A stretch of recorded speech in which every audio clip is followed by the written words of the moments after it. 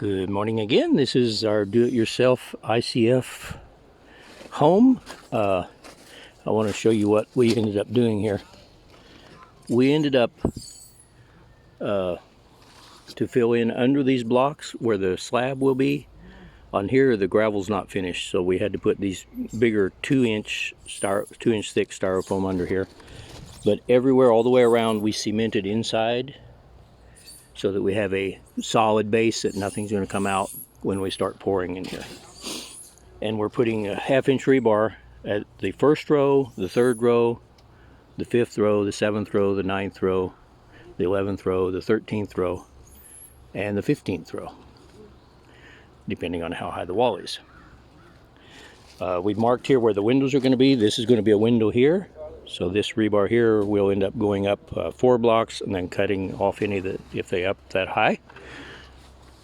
The general idea for the scaffolding is this. Some of these line up with the door and window frames. Here's a door. And we've got the outer 2x4 vertical that's nailed onto the block down there. And inside this is a 32-inch. So we get 3 out of an 8-foot 2x4. And then here we have another, I think it's a 12-foot 2x4 sitting here with a small block down at the bottom for support.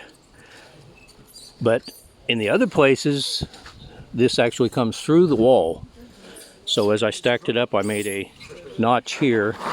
That was a mark where I didn't make a cut.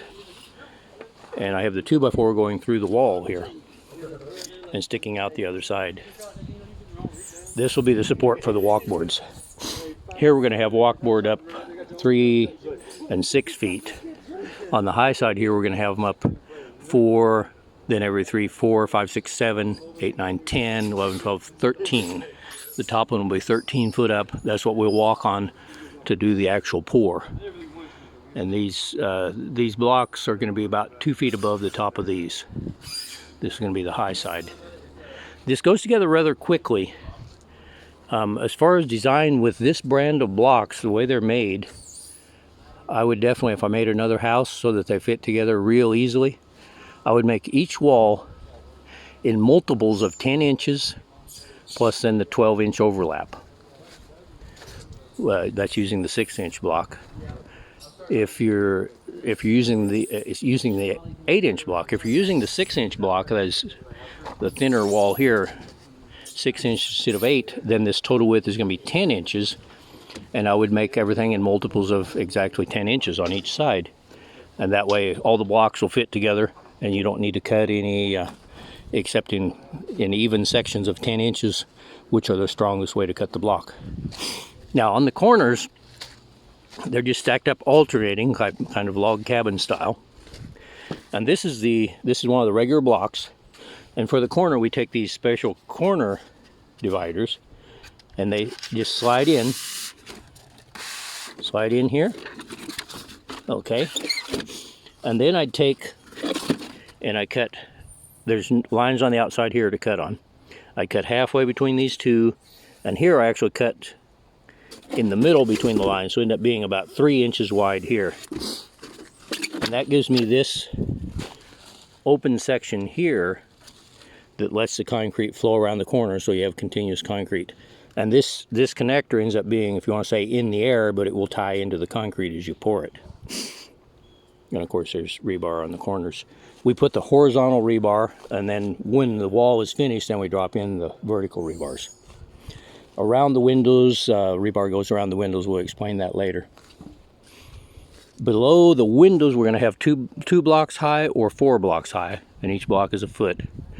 And then, of course, the height of all these is going to be 7 foot. The height of doors and the tops of the windows will be 7 foot. The windows will be from 4 foot to 7 foot, or from 2 foot to 7 foot. This will be the front door here. And we're going to install the door frames pretty soon here and level them accurately with bracing. And that will give most of the vertical stiffness to the wall. Have everything lined up as we continue putting the blocks up. And this is a lot of blocks. I hate to think how many pallets this would be if they came assembled. But it takes just a few days to put them together. We've got these workers here putting them together, sliding the black connectors down in between the styrofoam slabs. So anyway, we're progressing, and we'll have more details as we go.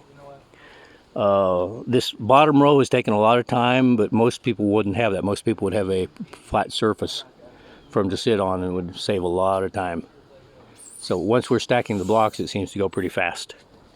That's what we'll be doing today, stacking blocks and putting up door frames and leveling them.